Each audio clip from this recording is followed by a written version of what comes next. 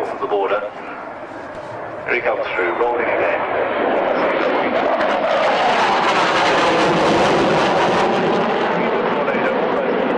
Another tornado over 9,000 pounds, banging the afterburners and increases over to 16,000 pounds.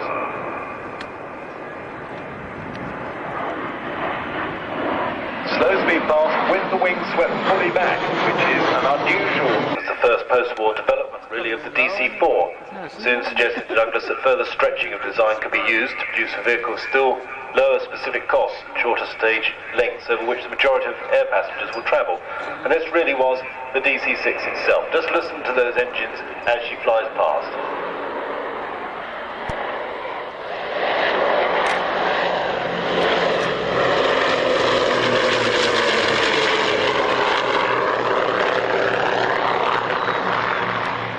That little one as well, taxiing. Nice ladylike pass from Aerobatic and their DC-6.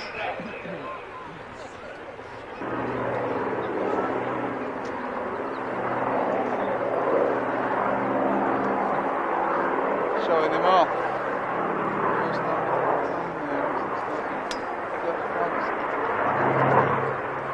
Historic aircraft flight, they have aircraft such as the DC-3s that they use for both passenger and freight, but mainly for oil spraying, oil pollution spraying. They have this, the DC-6 they still use commercially, and very successfully. They have the Rapide, DC-4, have open days down at Coventry. The dates of the next ones I do not have in front of me. Going low again. Have a look at the registration as she comes past, left to right at a low pass. It'll be G6, and then it will be A, B or C. I hope.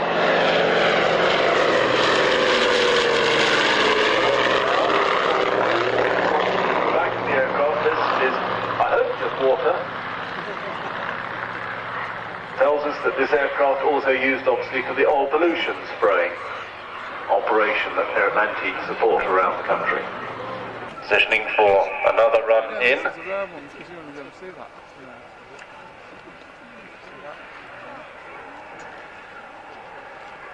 is a top shot, isn't it? Yeah, looking down on top of it.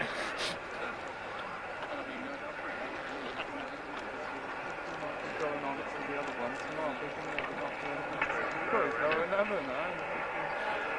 Oh, it's spraying it. Oh, here we go. Oh, that looks good. Tighten on there. Another longer run with the spray gear deployed. You can see how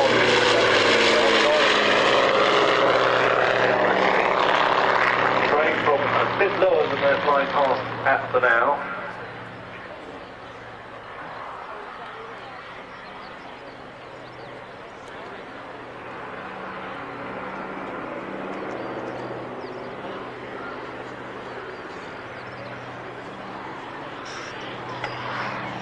Travel is going into bigger and bigger aircraft, and one wonders what we'll see in the next 20 or 30 years. They said the Brabazon, when that got airborne, was as large as you're ever going to get. Well, that's also now dwarfed by the current commercial airlines. If we weren't wet enough, we're going to get another dosing of water.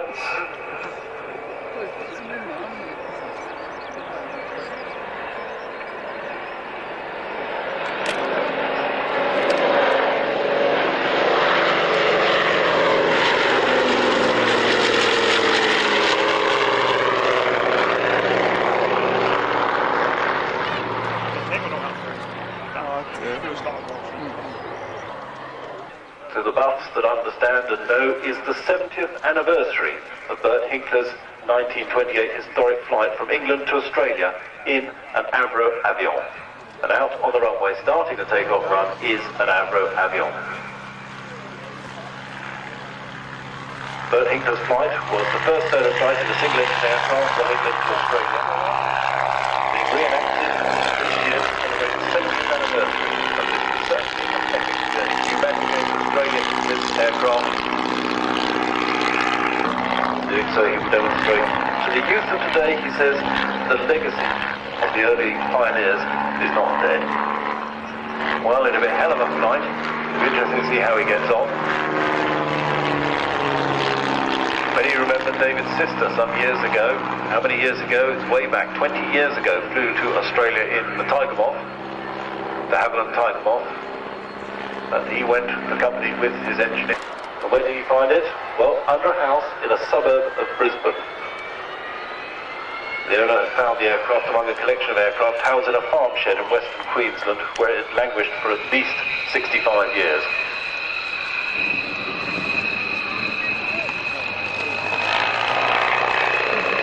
No approach, go around. Can I drop down quick? He's been flying and air racing in all sorts of aircraft. He organised the World Vintage Air Rally. There's a 25-strong fleet of aircraft across the world, 21,000 kilometres across the world. That vintage collection of aircraft, pilots from 7 nations involved, and the rally patron was His Majesty King Hussein of Jordan. His Majesty King Hussein of Jordan, of course, that experience led them to create the Majestas. Rolling now with smoke on from the left, right down the far end of the runway. They're tiny little engines, 2 engines, 400 kilos of static thrust, turbomecha, turbojets. You want kilos into real language, pounds, shillings and pence, 880 pounds per engine. Beluga Manchester rotating, airborne, gear up.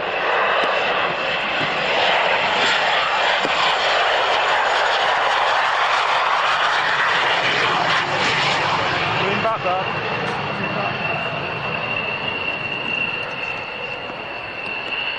There we go.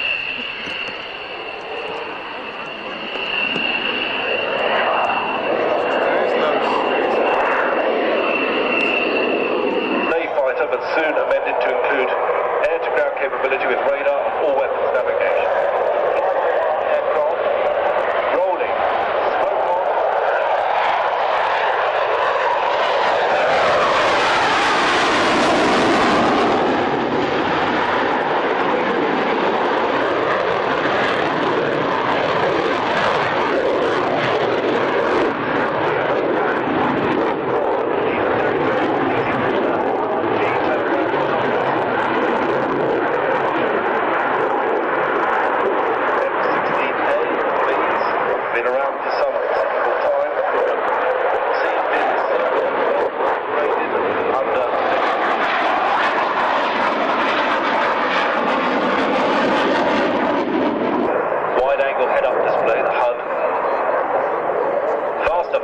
Left to right, rolling, once, check.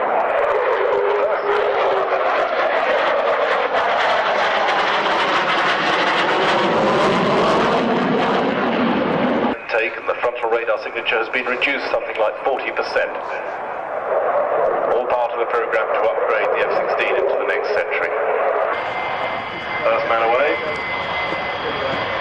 Streaming by a few seconds to the wet runway.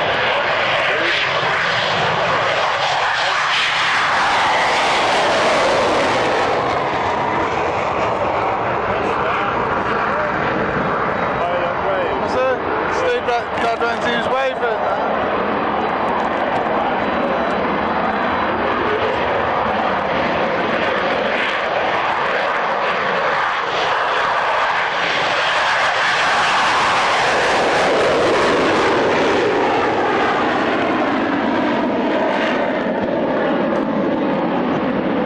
We're going to have a fair strike off.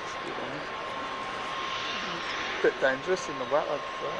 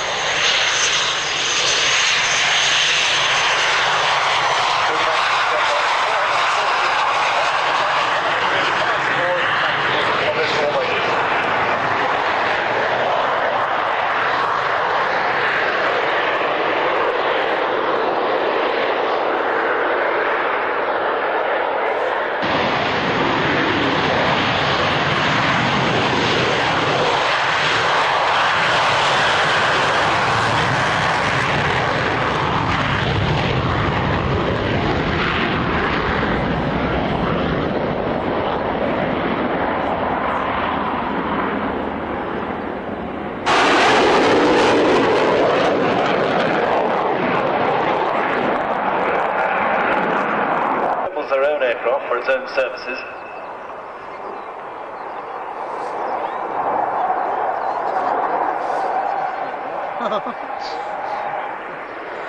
Wings now swept forward again.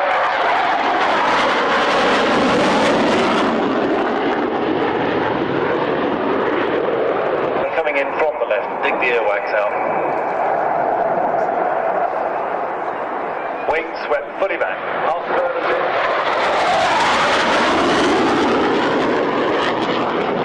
of water beach Cambridge. Manufactures a wide range of composite parts and assemblies for the aerospace industry, both here in the UK and overseas.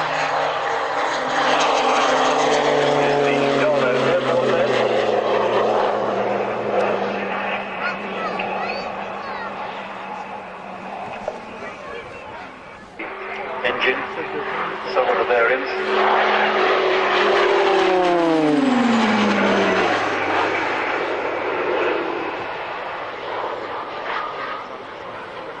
Okay, he has decided to not do his display. Next item I will hand over to a specialist commentator, Captain Renato Feliciani. Buongiorno. That's as far as I get in Italian. Welcome to Woodford, and all yours. Good morning to you, and welcome to everybody on behalf of the Italian Air Force. Good afternoon, ladies and gentlemen. My name is Captain Renato Feliciani. I'm a flight test engineer of the official test center Airbus Beluga of the Italian Air Force. I'm very glad today has narrated. I hope to give you some details on technical details on our aircraft, air crews and maneuver that you will see in a short time here in Woodford. For this reason, it's interesting for us, but it's not our fault, and we are trying to do our best.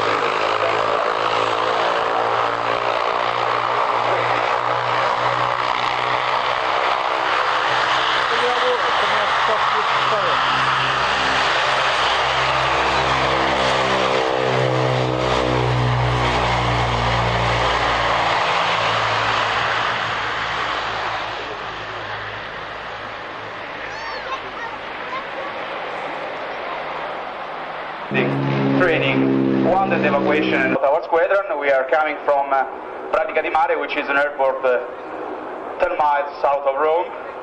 And Reparto Sperimentale Volo is the Italian Air Force unit responsible for preparing and executing flight test activity on all aeronautical materials, both aircraft and equipments. The Air Force Center is the only unit in Italy, and consequently it serves not only the Air Force but also the Navy, the Army and all corps that employ aeronautical materials. In addition, the RSV has the delegated task of advising the aircraft and the director of materials and level technical matters. In 1988, with the constitution of the Air Division for Study, Researches and Experimentation, the RSV was functionally enclosed in this new organization, becoming the first of... Have a quick weather check before going into the full show.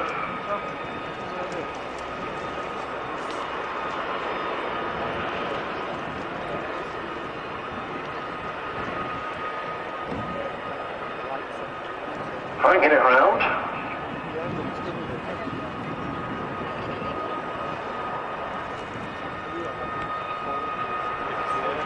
Running in for a run break. As I say that, he comes in to land, or a touch and go.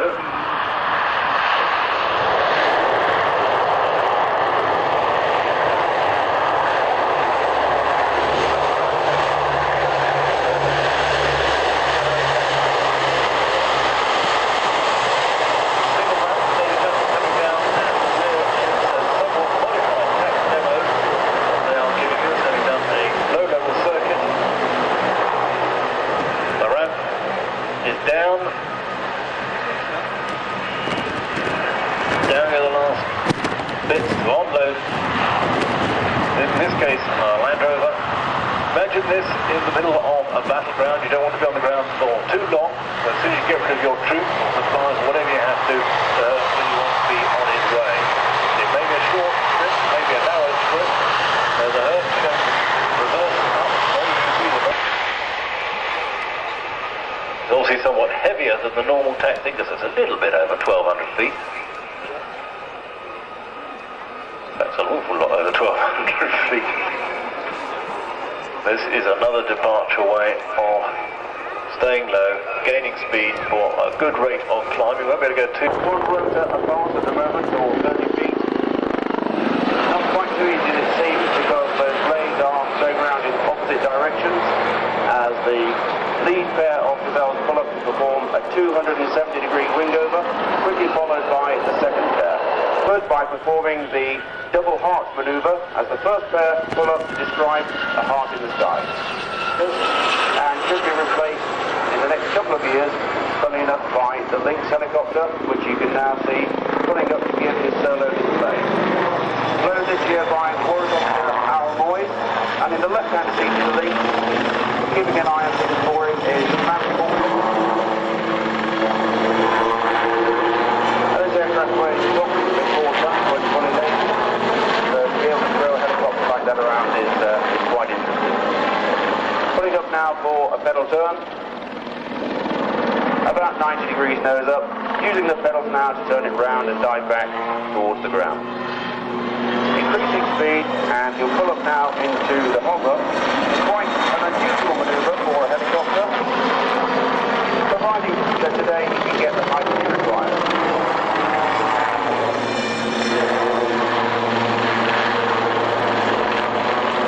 Another good chance for a photo opportunity here as he performs the Blue Eagle backflip. Just setting himself up at about 1,000 feet in the hover, and keep your eyes on this.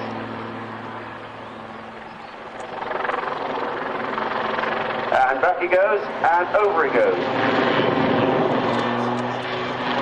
Flying out now towards the 4 gazelles, which are returning into view. The second pilot this year is Staff Sergeant Cousins in his second year with the team. And ably backing him up is Warrant Officer Sean Wyatt, DFC, and Sergeant Paul Price, both in their first year with the team. And you'll notice from those ranks I gave just now that there are no officers in the team this year, led totally by non-commissioned warrant officers and piloted by non-commissioned pilots. Sitting in the hover now in what they call their toaster manoeuvre, the gazelles being the toaster and the Lynx being the toast that's going to pop up between them. Another good chance for a photo. About 50 feet separation as he comes through, and up he goes.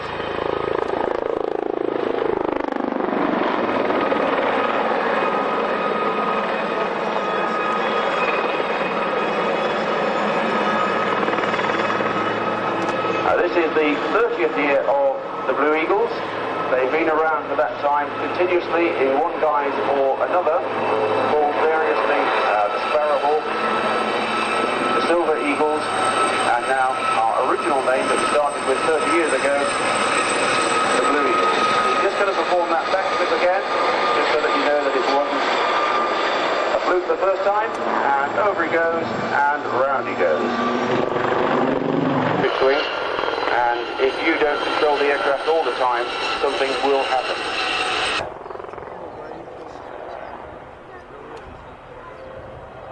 Going now into a big formation for the final manoeuvre, the spread eagle.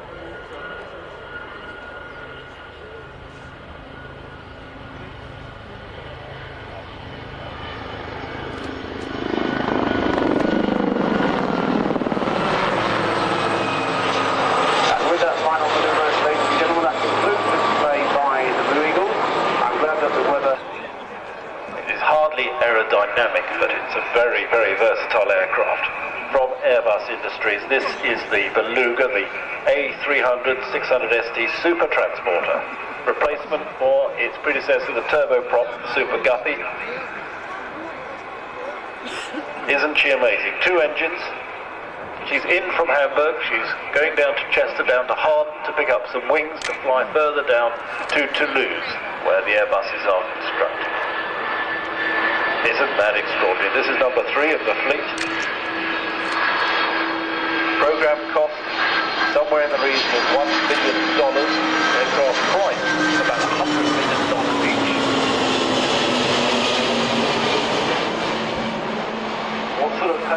Well, the payload, 45,500 kilos, which is a greater payload than that of an empty weight of a Boeing 737-800 series.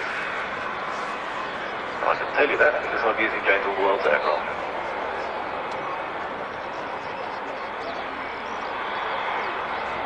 The upper fuselage is unpressurised upper fuselage, accessed via a new upward hinge door above the flight deck. Ducked on that whole big balloon affair on the top, that's all unpressurised. That will take the whole wings on Airbuses. Various other huge bits of freight can be carried in this, the Beluga.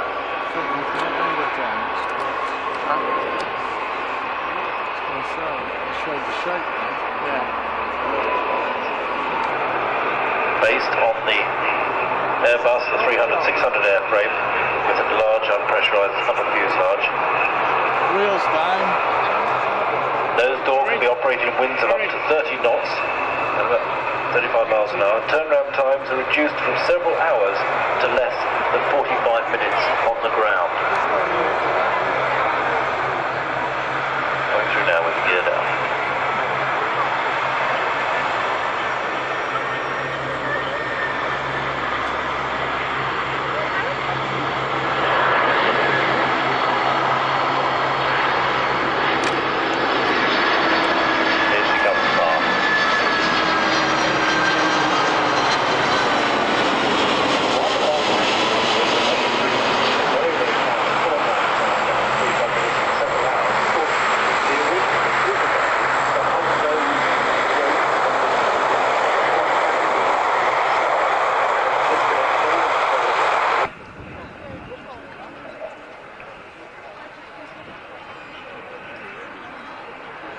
Well, we're getting more passes than I thought we would do, which is good.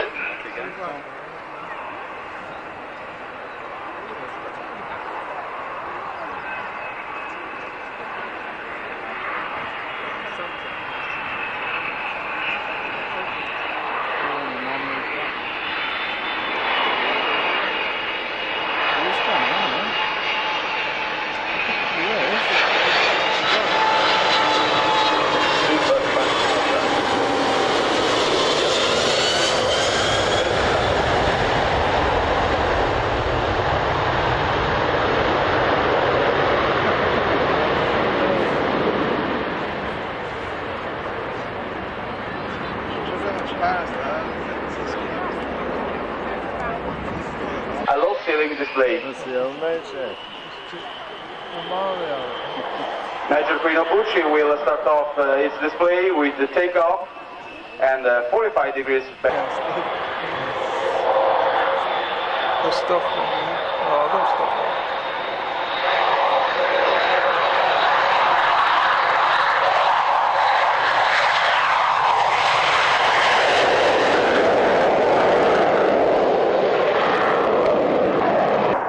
Left-hand side, back to the runway axis, and ready for this first pass.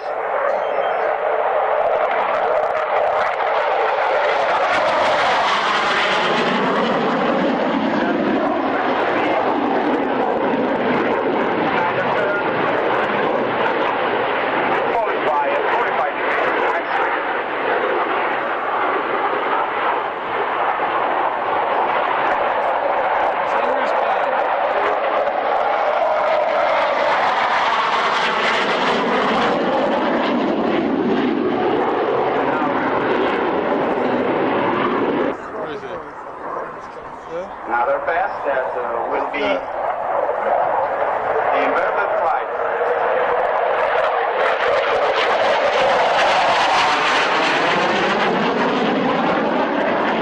Out of this pass. At its height, a plane was taking off. Alberson used to drop chocolates over Berlin. He didn't say What there. was then known as the Candy Bomber. know it. No, he didn't know it. And he was acknowledged by President Clinton at the service in Berlin only just recently. Berlin would have fallen. History in Europe would have been a very different story. Stalin would have got more ground and democracy would have been under further attack. The very end of the Berlin airlift, I suppose, ended just a mere 9 years ago when the war eventually came down. And the aircraft starting its takeoff run with one of these type of aircraft that plays such a major role in that along with the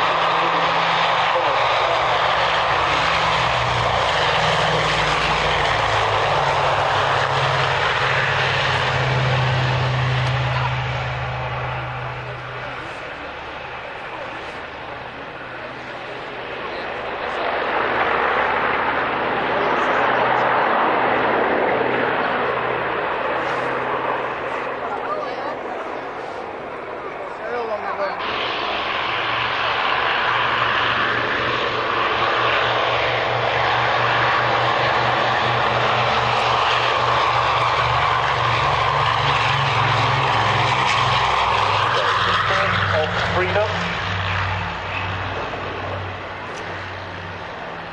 This is the Berlin Airlift Historical Foundation, the C-54, in the United Kingdom, France and Germany.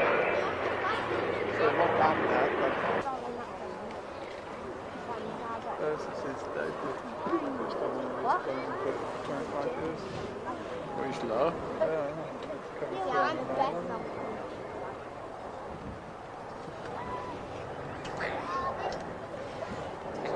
God, he's really bad.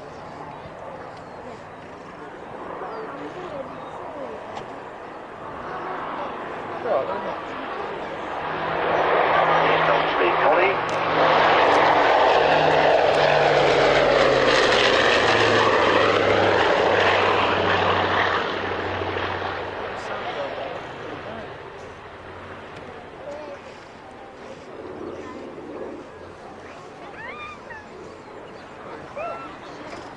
Dom's mate. What'd you say, Dom? When this aircraft, the C-54, arrived in Berlin, Colonel Gale Huvison himself, the man who did the Candy bombers, was its co-pilot. Greeted by Chancellor Helmut Kohl, along with President Clinton, we mock a salute.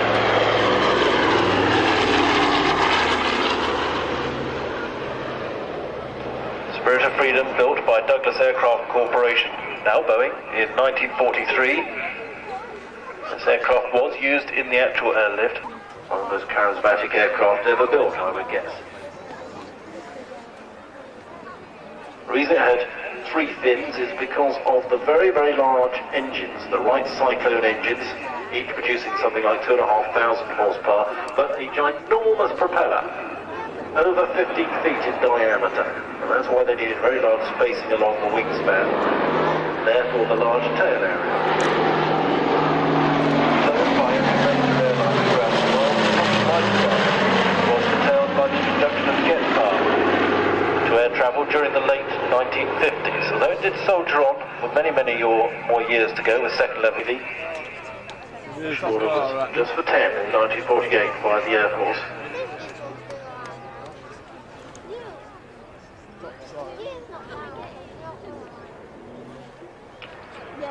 First aircraft, here comes the C-54. The first Connie to enter service, tail number 48-0609, is this actual Connie that you see going down with now. That's a photo shot.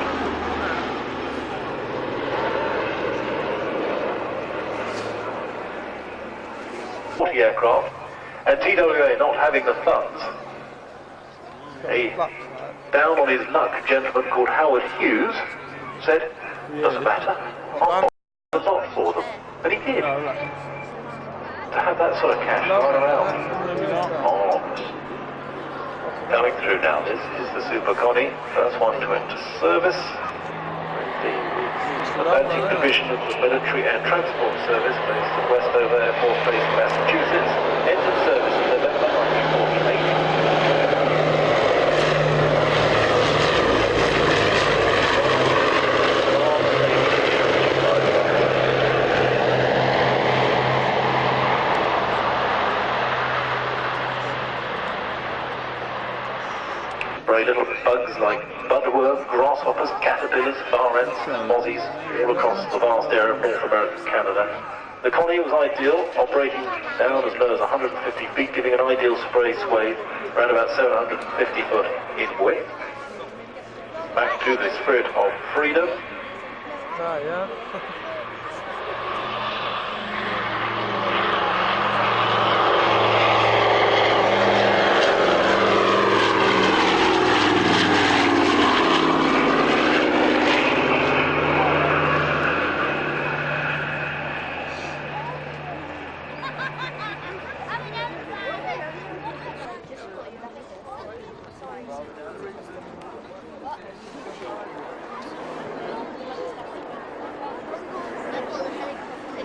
There it is, down. Good photo opportunity coming up.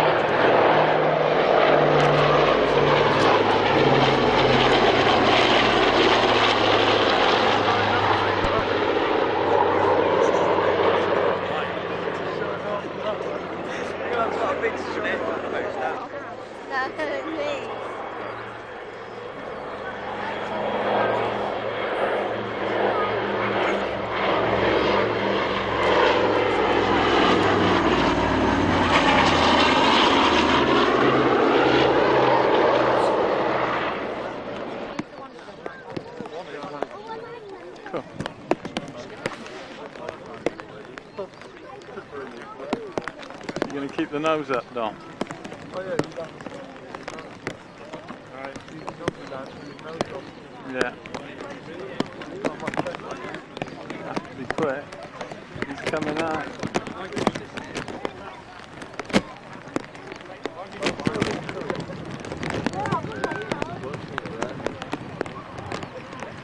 How about that? Cheeky way, taxi in, keeping the nose wheel off the ground as long as he can.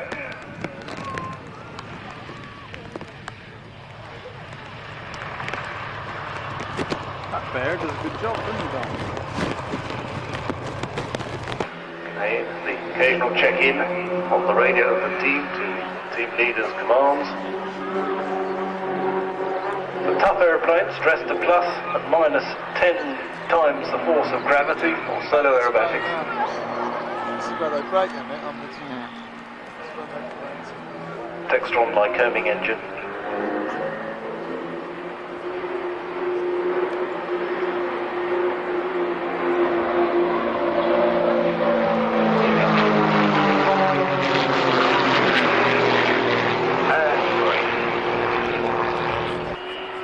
As the team come back towards us.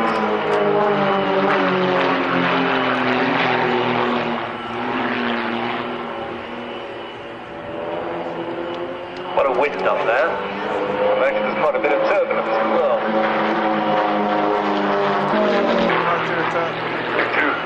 A decaying series of vertical flicks into just hanging there.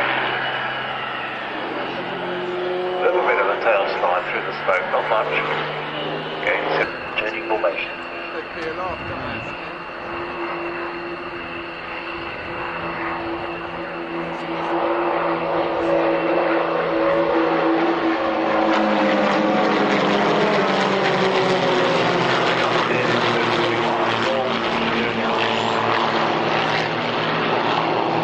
Vertical nose down,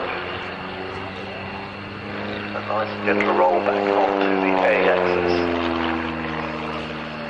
The 120 series was ordered for the Royal Air Force as its standard primary trainer, superseded the Chipmunk. The Chipmunk until then had been the main trainer. I suppose the Chipmunk took over from the Tiger Moth.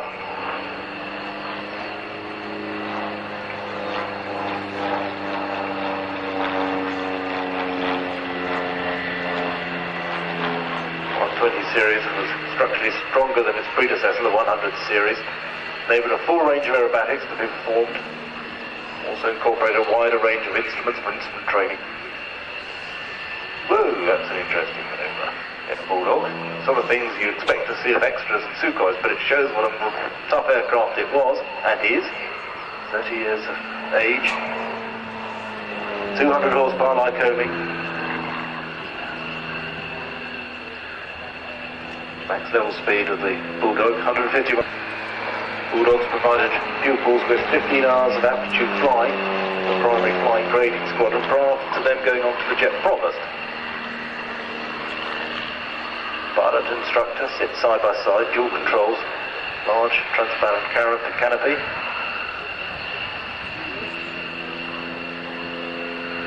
The 220 Bulldogs were built, the 120 series Bulldogs were built.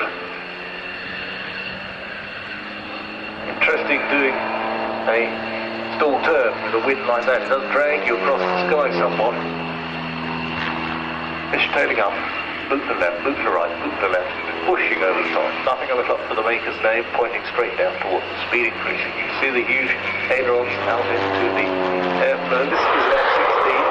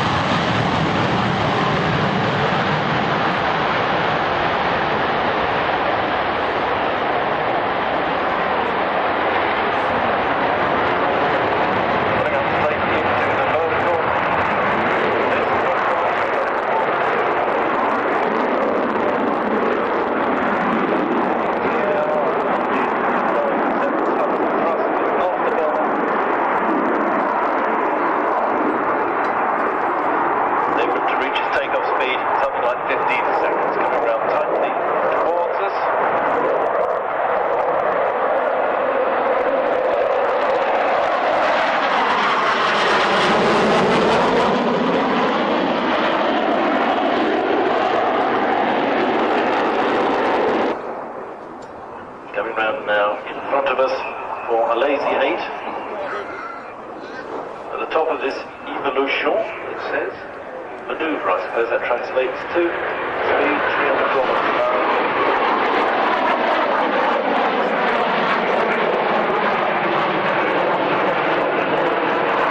Well, that is a barrel. I thought that as they come round in a high G pull in front of us. 270 degrees of turn. Pulling up again.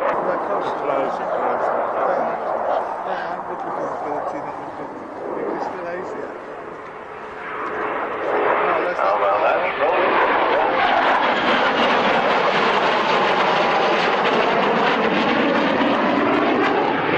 Nice.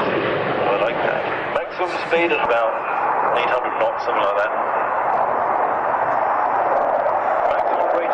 With the afterburner, 41,930 towards us to brake left and right.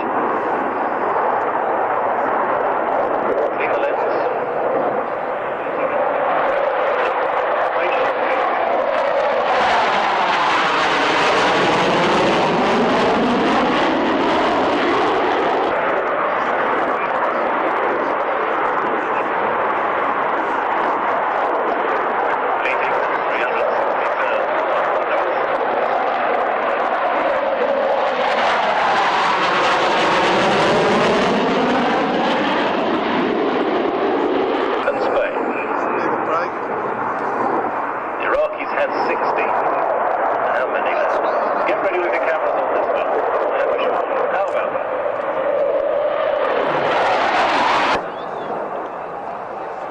Speed of this, pretty close to 1,000 miles an hour, 900 miles an hour.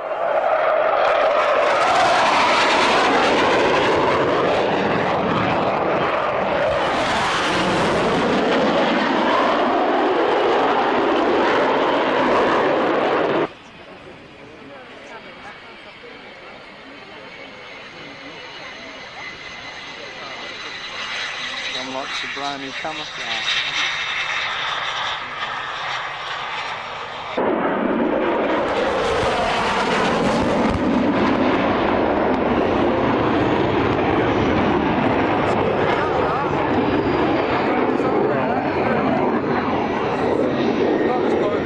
You're wave enough. Enough?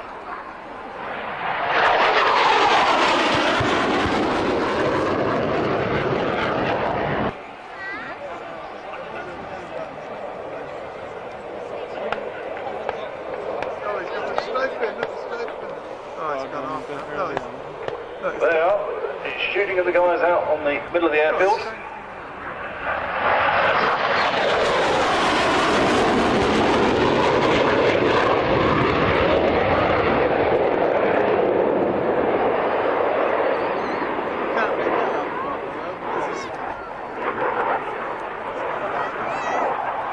Shouldn't be out there.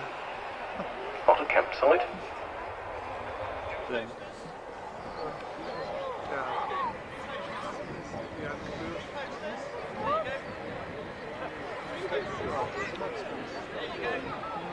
No, he's coming, he's going. Low pass. Dirty.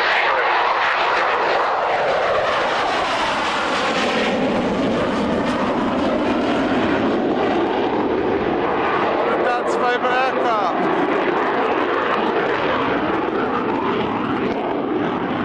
One of his favourite aircraft, F-16, Mirage. Why is he not really wanting to land through all that smoke you'd like to see? Right, sorry, can I just... how can I get over?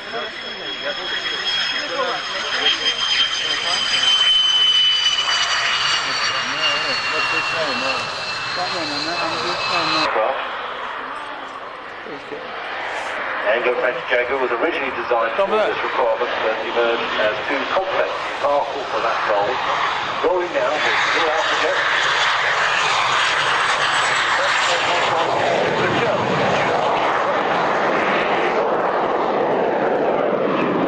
Highly popular not only in its home nations but also with several important export customers.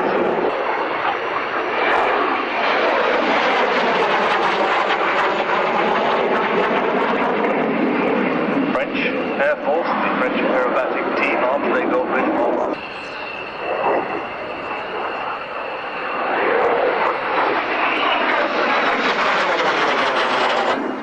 stress to minus 3.5 G to plus 9 G, maximum speed 360 knots, That's the back rolling right. inverted, speed catapult, points for Buenos Station.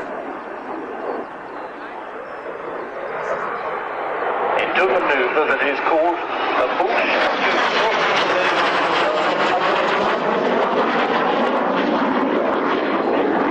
Well, that is obviously a bush.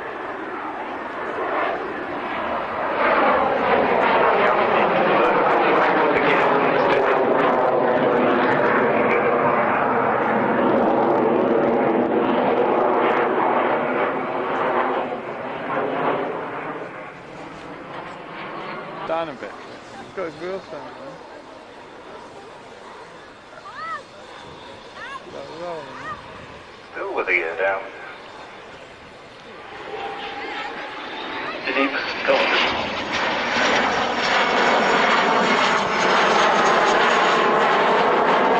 The rock and roll. Yeah, I see that. Do you think that's a comfortable ride? I don't know.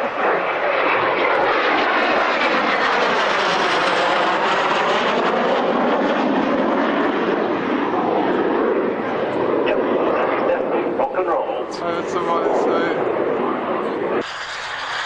You can see the good visibility from both seats. Pre-record. Can you imagine, ladies and gentlemen, sitting on or in, I'm not entirely certain which, this might be like for 49 days going into Australia. It was January this year that Colin set off to Sydney, a distance of 13,652 miles.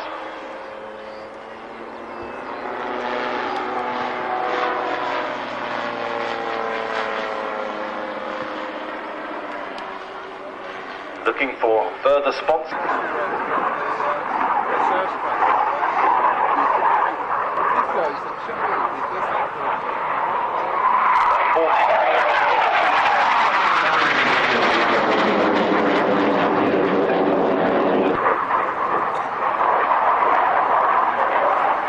Got the smoke on.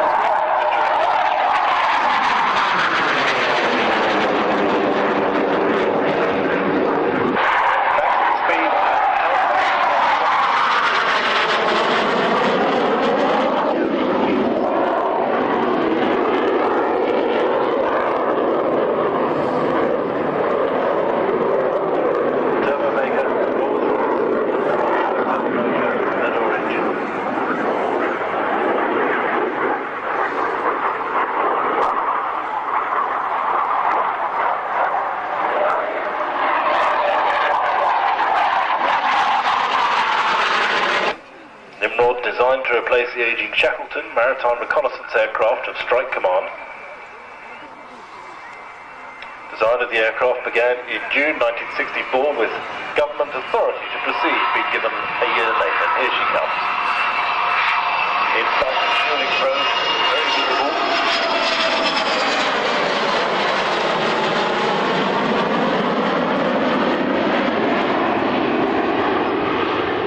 No guesses from which squadron she comes, number 42 squadron, Nimrod OCU.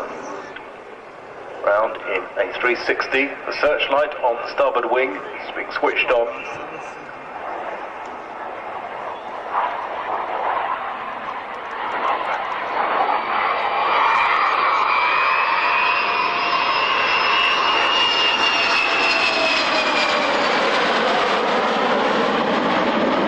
Its combinations include things like Worm, Stingray torpedoes, Harpoon anti-ship missile. Gear down now, she comes around in front of us. Gear and flat down.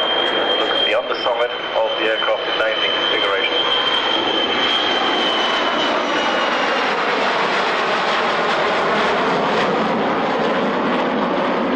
Came from the Hawk of Sydney to have a look at Comet, the 4C, very successful commercial airline at the point of this service.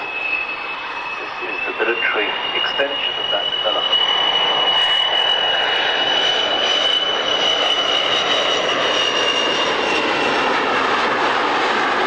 Along with its counterpart, the AWACS, looking after the Adriatic area and the Balkan states, Bosnia. Challenging any aircraft flying in the no-fly zone. On the Maritime reconnaissance, one of them once nicked me for fishing. It was only a single mackerel. I threw it back. That was way out to the west, so fortunate.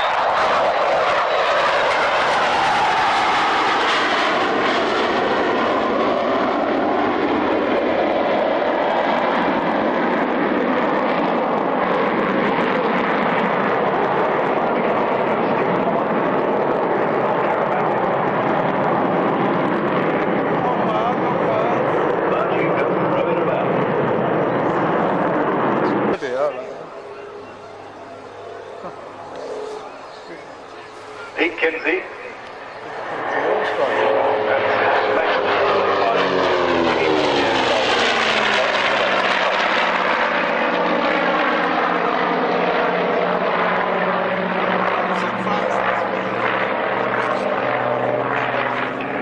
Dom's Lynn Pitts laser Yak Sukhoi.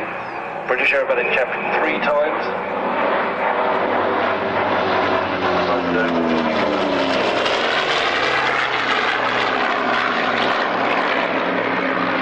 Well, it has to be a combat aircraft. Maximum speed, around about 460 miles an hour. That's what I said, 460 miles an hour maximum speed. Powered by track wing, 2,800 horsepower engines, one on either wing. Range just short of 2,000 miles.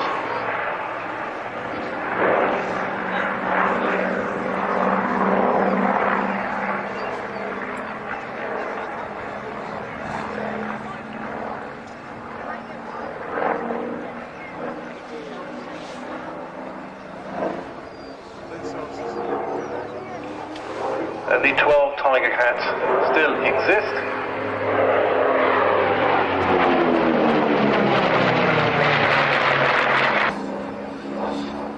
When he's not flying this, he flies for Britannia Airways.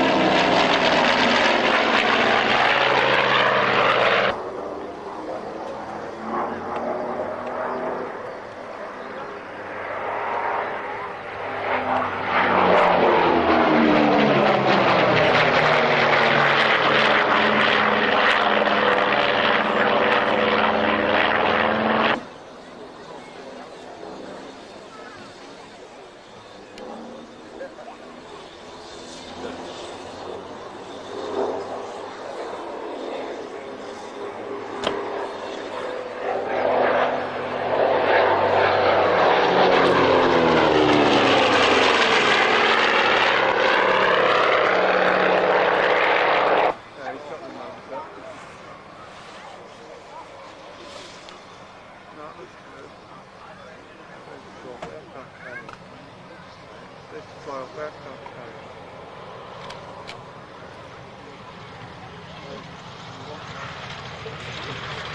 Can get two in here. Fantastic range. This is from Moscow, the Sukhoi 27 Flanker.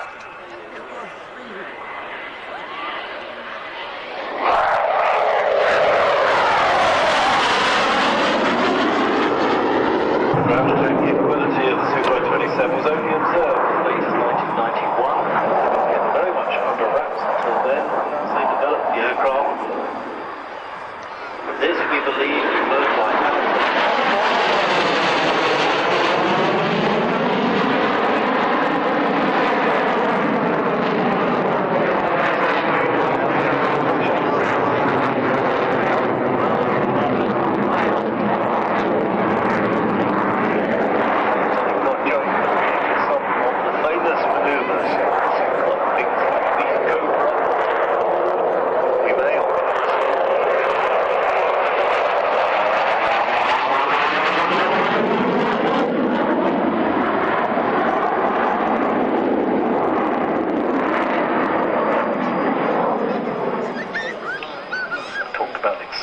range of the flanker. Watch him now. Hanging there, sliding back. Tail slide. 1, 2, 3, 4 lengths of the aircraft roundabout. Tail slide in a jet fighter, fly-by-wire aircraft.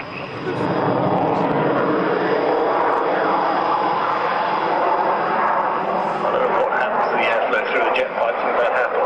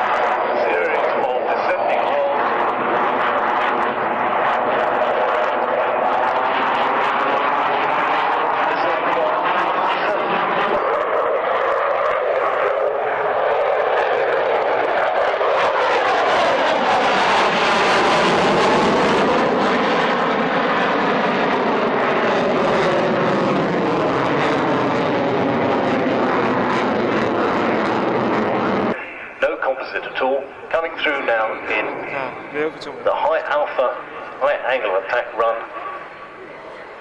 Watch the tailplane surfaces as they start to twitch. The fly-by-wire system takes over the management of the flight. That is a remarkably slow run for an aeroplane capable of the flight of over 1,500 miles per hour. It's a big, big aeroplane.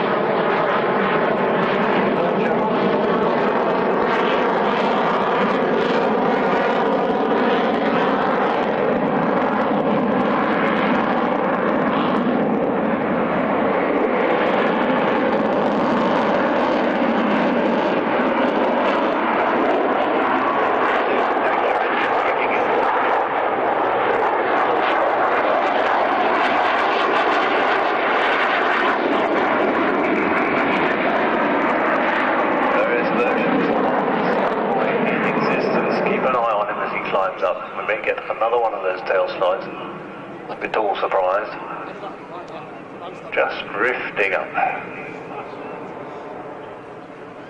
Beautiful.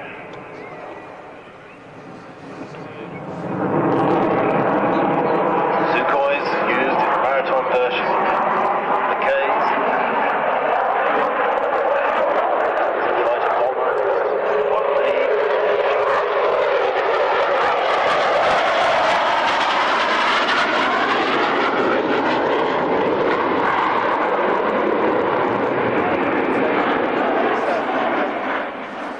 That's right. tail starts. It's the other button on his tail.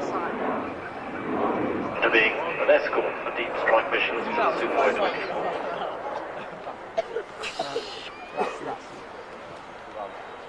Get it out. Can't see whether the giant speed brake is deployed, but it will be a huge panel just behind the flight deck if it is. God, look at that spotlight. Anatoly Koskoy then, hero of Russia, former hero of the Soviet Union, who recently chief test pilot of Sukhoi, flying the Flanker, the Su-27.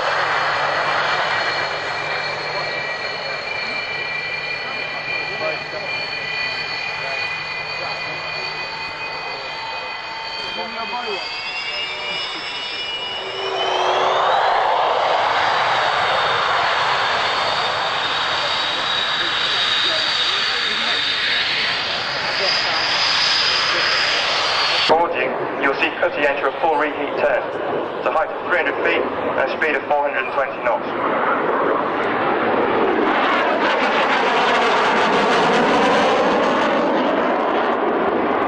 Join the turn, you'll be pulling pipes at 400 knots and 500 feet, with the intention of being inverted by crowd centre.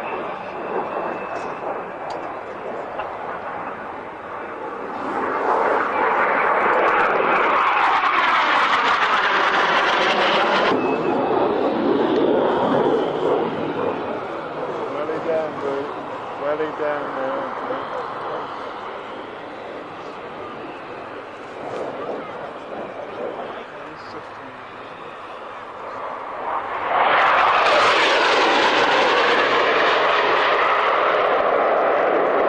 That was a 7G brake.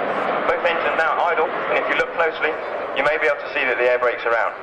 This is all done to reduce the aircraft's speed and readiness for the slow.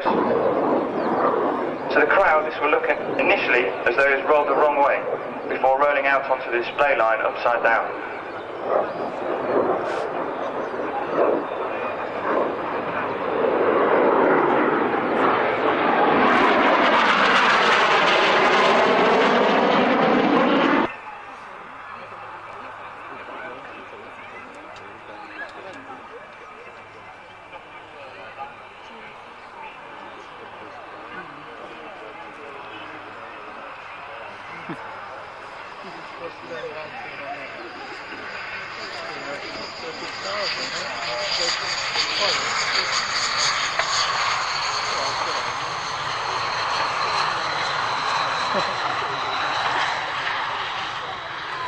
Ladies and gentlemen, thank you for watching, and we hope you enjoyed the Royal Air Force Jaguar display. Thank you, Steve. Runway, the Jetstream of British Aerospace. This is the very successful Jetstream 41. You have to do a crazy joke. What makes this particular airframe even more unique is it's the very first one as well. All four configurations over the years as development continues with the 41. This very much one of the test pilots from British Aerospace at Prestwick, co-pilot Dave Rigg, based here at Woodford.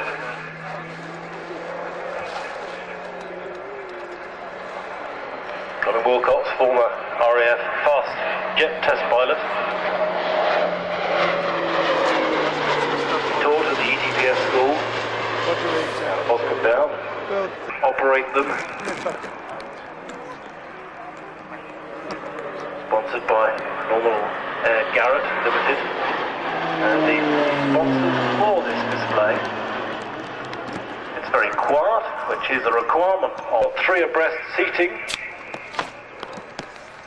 It's got plenty of height, headroom inside the fuselage of the 41.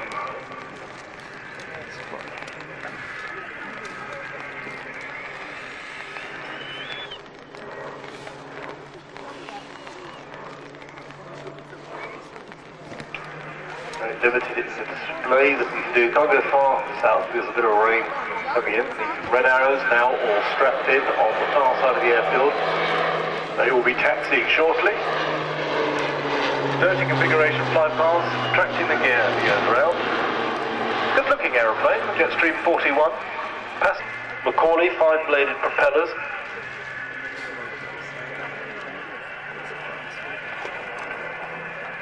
A lot of noise from aeroplanes, certainly propeller aeroplanes, comes from the propeller itself.